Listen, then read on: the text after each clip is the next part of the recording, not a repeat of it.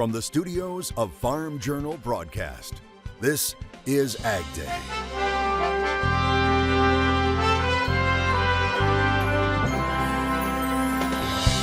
Crop failure amid heavy drought. See what a day in the life is like in southern Africa as a desperate need for food grows.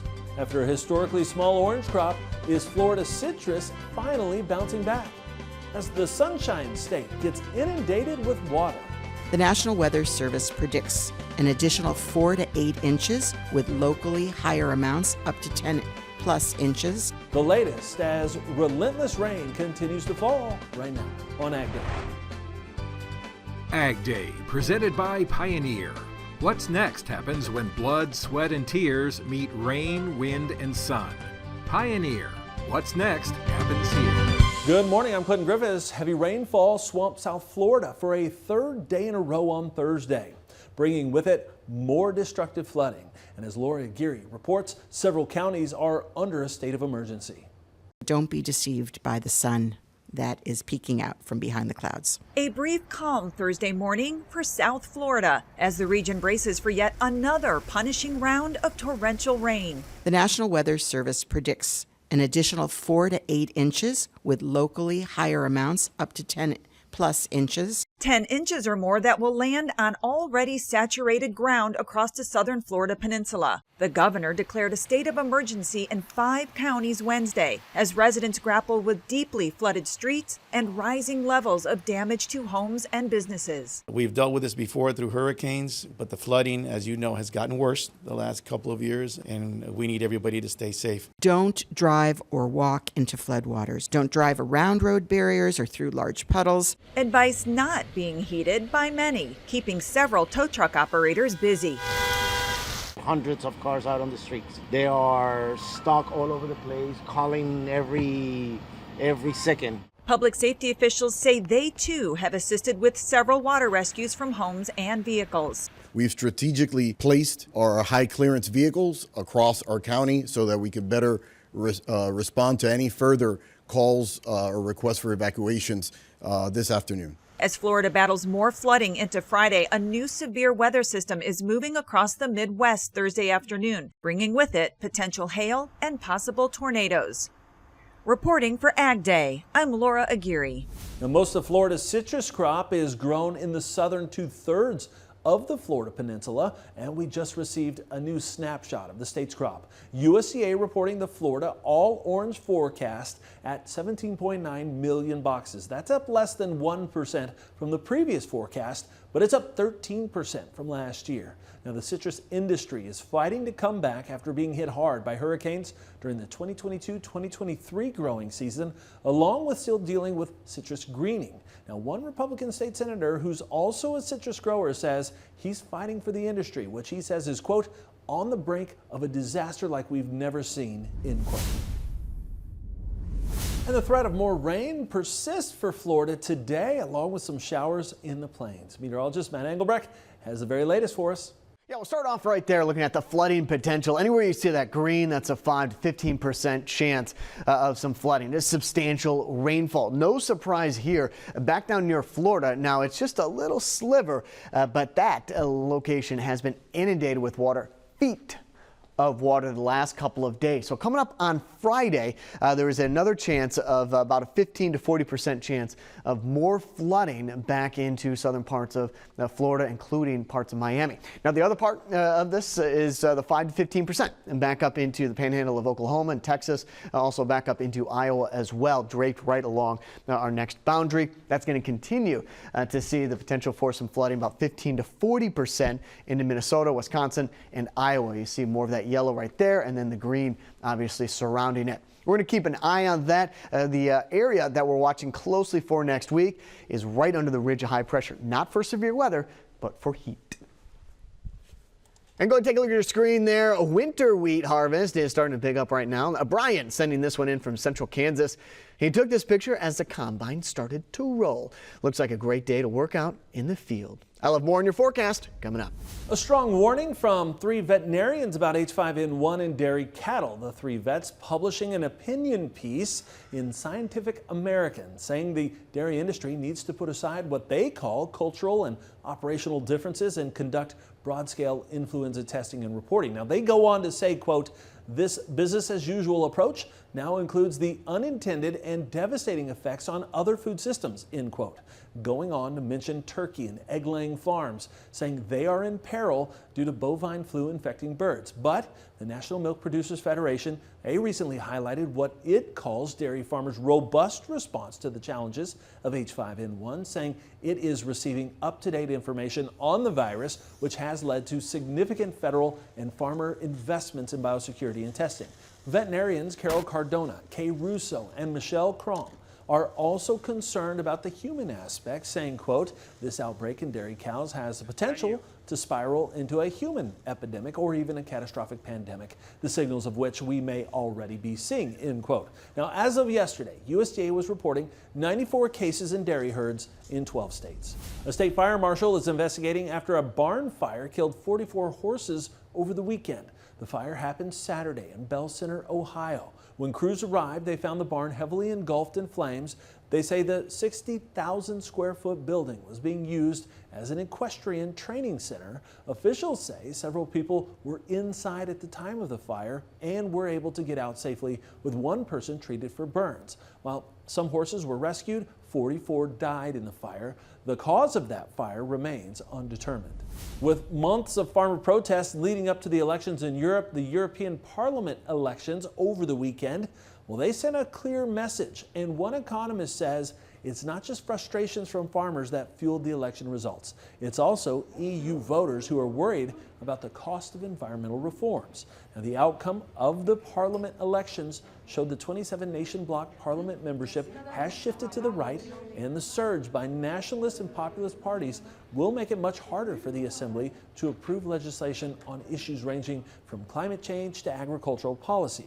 We spoke with Trevor Donnelly, who's the head of economics at the Rural Economy Research Centre based in Ireland. When we look at it in terms of what it might mean for agriculture, the kind of political perspective in this new parliament has moved a little bit further to the right, probably is a little bit more aligned with the interests of farmers, and farming is very important in the context of the European Union. It's one of the reasons why the European Union was created in the first place. And what we're seeing as well maybe is, less emphasis maybe on some of these green issues that have been to the fore over the last 5 years. So looking at it from an agricultural point of view, it could mean that the pace of change in terms of pushing the environmental regulation could maybe slow down a little bit, or there might be a little bit of a rethink on some aspects of it. Donnellan says this means the new parliament could be sympathetic to farmers' concerns. Grains fight back into positive territory, while cattle markets were mixed. We'll discuss it all coming up next. And later, while El Nino can bring wet weather to parts of the U.S., in southern Africa, crops are drying up. We'll check on the current situation today in the country.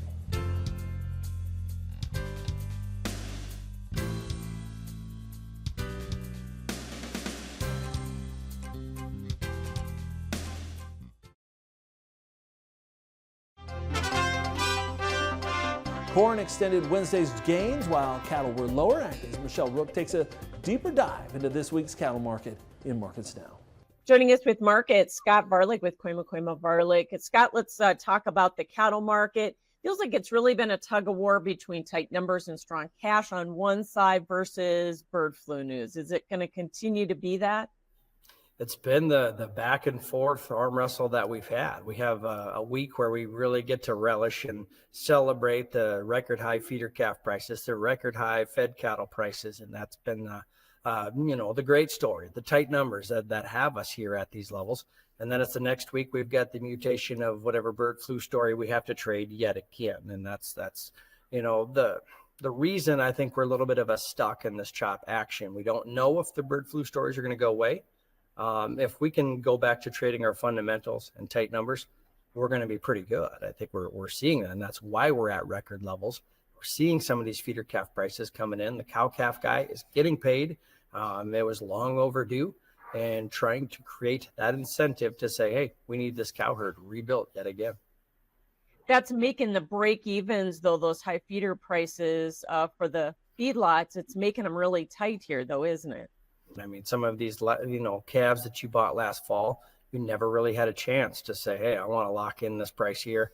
Got my profit locked in. You never really got that opportunity. It's just a good thing that we have this extremely positive basis for the North, because that's needed. We're selling cattle at 192, 193. Some of them are going to make some good money. Some are not. We might have some 185 to 190 break evens, and you need that to even break even. Certainly a lot of talk about the tighter numbers yet ahead, maybe fourth quarter. Are you that optimistic?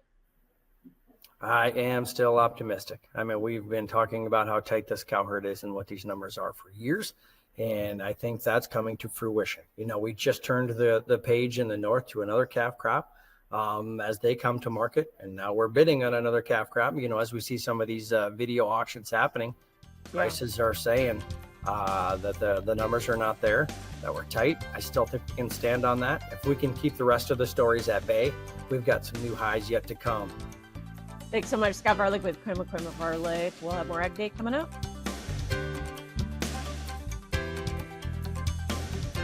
Watch Markets Now with Michelle Rook on the Farm Journal YouTube channel, keeping you updated throughout the day on the markets at the open, midday, and close. Find out what moved the markets today and what to expect the market to do next.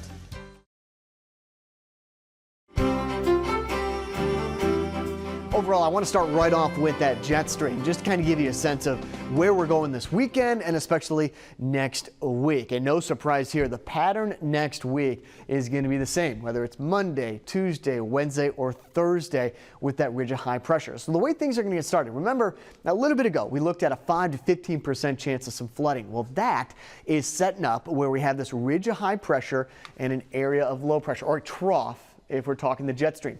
In between that ridge and that trough, you got kind of this alleyway where we're going to kick up some showers, perhaps some heavier downpours. So that's why this area has been outlined with the potential for some flooding.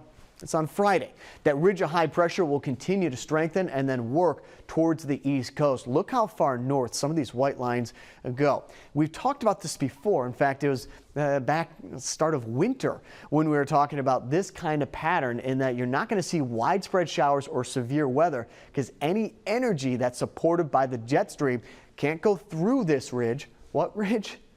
That ridge. It's got to go up and over. So even though we do have a trough trying to dig out here back on Wednesday, if this was a lot weaker, we'd be looking at a trough digging through and bringing rain, possibly some thunderstorms in and across the United States. But because such a strong ridge has developed, that energy from this trough has to go up and over, meaning I'm not expecting much in the way of severe weather or substantial rainfall in through parts of the Midwest, the East Coast, through most of next week. On top of that, the ridge of high pressure also suppresses the atmosphere. And with that suppression, it heats up at the surface. So that's why we're expecting that heat index to be around 100 to maybe even 105 degrees for some locations next week. There's a look at the severe storm risk for you Friday. A couple of areas that are outlined. Shawnee, Kansas, partly cloudy, high around 88 degrees, a low of 70. Ames, Iowa, mostly sunny, high around 89 degrees, low of 66. Flint, Michigan, mostly sunny, high of 78 degrees. 16-time champion Joey the Jaws Chestnut will not be at this summer's 4th of July hot dog eating contest. Nathan's Famous Hot Dogs announcing Chestnut is banned from the stage this year after he inked an endorsement deal with rival plant-based frank maker Impossible Foods. Major League Eating, the organization that oversees events like this, says it is disappointed, saying Chestnut is prioritizing this new brand over their longtime relationship. Now, Chestnut holds the Guinness World Record, eating 76 hot dogs in 10 minutes back in 2021. Next generation farmers and technology, we've got new research into the dynamics of that relationship. And later, crops are drying up and some families are finding food hard to come by. We'll check on the situation in southern Africa in the country.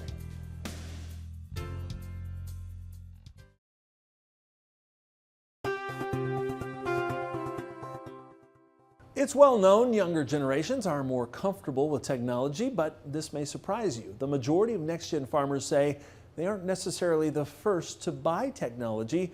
They only do so when it's practical. Now, Farm Journal surveyed younger farmers and asked, when thinking about technology, which of the following best describes you? Now, take a look at this. Only 13% say they like to be the first to try technology, while Kansas State University's ag economist Terry Griffiths telling AgDay that even though younger farmers desire to use more tech on the farm, they don't always have the money to do so. And what we're seeing with multi-generation farms is that if you have an older generation and a younger generation, they tend to have more technology than either of those farms on their own as sole proprietors.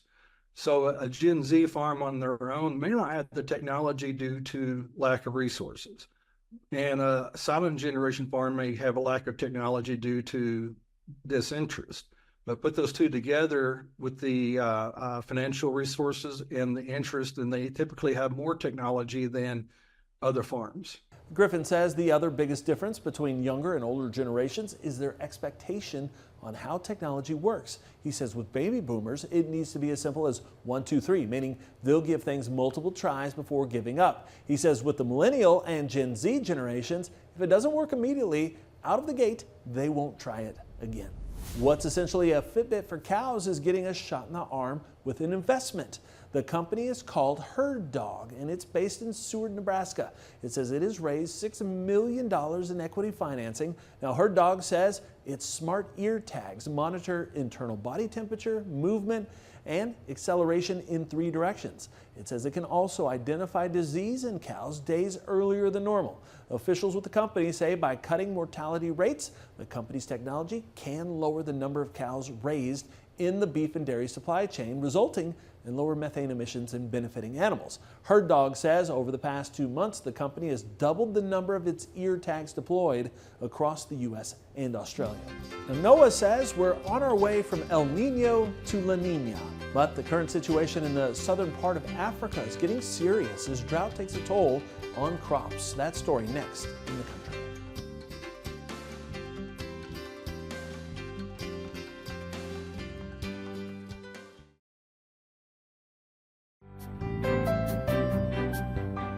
In southern Africa, a drought caused by a combination of El Nino and climate issues is drying up crops and leaving families there hungry. In some cases, children are only getting 1 meal a day. As Linda Kincaid reports, aid organizations have stepped in, but as the drought persists, resources are increasingly thin. Children line up for what may very well be their only meal today, waiting patiently for a scoop, maybe 2, of macaroni. Their parents who rely on neighbouring farms for work, out of the job due to crop failure. No crops mean no food, let alone any money to buy it. A drought caused by a combination of naturally occurring El Nino and human-induced global warming plagues Zimbabwe. It's the worst drought here in years, after a failed rainy season from October to March. And the threat of another below-average season later this year. Crops have dried up and families are struggling to put food on the table. In a flash appeal, UNICEF said 7.6 million people need life-saving support. Of those, the most vulnerable are children. Food is a big challenge, and sometimes the kids carry corn snacks to school. This is different from previous years, when we had good rainy seasons and I could at least pack something decent for them. We can now only afford to have 1 meal per day because we have no choice. At this feeding station and 4 others, donors fund 2 meals for about 1,500 children a day. But as the drought persists and donations dip, resources are stretched increasingly thin. I felt that as a mother and as a woman and a member of a community, I should chip in when I hear the cries of a child next door saying they haven't eaten since yesterday. I had a moral obligation to satiate that need. In nearby Malawi and Zambia, the El Nino-driven drought means crops are failing, prices are soaring, and people are struggling to find food. All 3 countries have declared natural disasters. This Malawian farmer is used to harvesting 50 bags or 50 kilograms from her field. But with little rainfall, along with a worm issue, that number has plummeted to just 2. I don't know what the future holds for me because honestly, I didn't expect 2 bags. I feel like crying because I can't understand this. What am I going to do with my children out of the 2 bags? I have literally nothing to give the children. It's a humanitarian crisis, one that aid organisations are working to fight.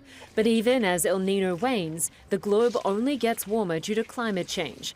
And after the struggle to survive this season, families live in fear of what will come next. Perspective from abroad. Linda Kincaid reporting. Thank you. And that's all the time we have this morning. We're sure glad you tuned in. From all of us here at AgDay, I'm Clinton Griffiths. Have a great day.